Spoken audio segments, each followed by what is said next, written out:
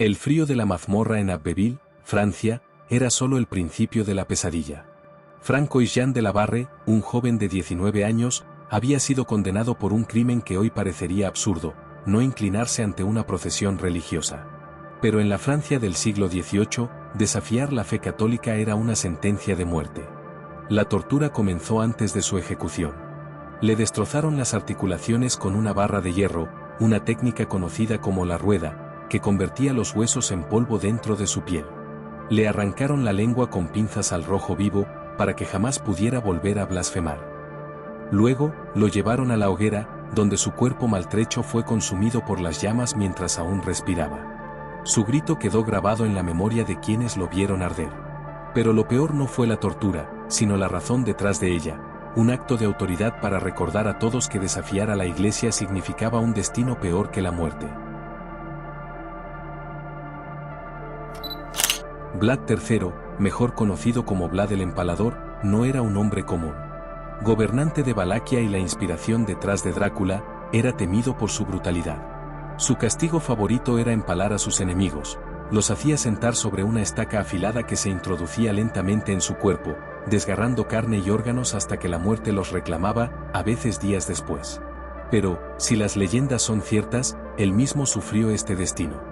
Capturado por los otomanos en 1476, su final no fue una ejecución rápida. Lo empalaron vivo, dejándolo en agonía mientras su peso hacía que la estaca perforara lentamente su cuerpo. Algunas versiones dicen que sobrevivió varios días, sufriendo un dolor indescriptible mientras su cuerpo se deslizaba lentamente hacia la muerte. Se dice que cuando finalmente exhaló su último aliento, su rostro aún reflejaba el terror de su propio castigo. Un destino irónico para alguien que había hecho de la tortura su legado.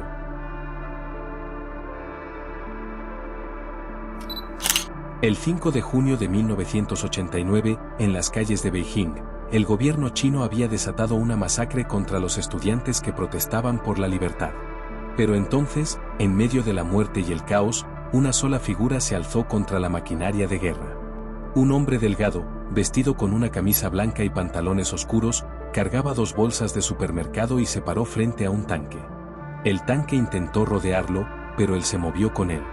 No tenía armas, no tenía protección, solo una voluntad inquebrantable. Durante más de 1 minuto, desafió al poder absoluto con su mera presencia. Pero la historia de Wang Beilin no termina ahí. Días después, testigos afirmaron que agentes del gobierno lo arrestaron en la noche. Algunos dicen que fue arrastrado de su casa mientras su familia lloraba y suplicaba por su vida. Otros dicen que lo llevaron a una cárcel secreta y lo torturaron. De las peores formas posibles, los métodos que el gobierno chino ha usado contra disidentes son indescriptibles. Algunos informantes dicen que Wang Beilin fue encerrado en un campo de concentración, obligado a trabajos forzados hasta que su cuerpo colapsó. Otros creen que fue ejecutado en secreto, su historia borrada de la historia. Lo peor es que el miedo ganó. El gobierno chino eliminó toda mención de él en los medios. Su existencia fue borrada. La verdadera pesadilla de Wang Beilin no fue el tanque. Fue lo que pasó después, en la oscuridad, lejos de las cámaras, cuando el mundo dejó de mirar.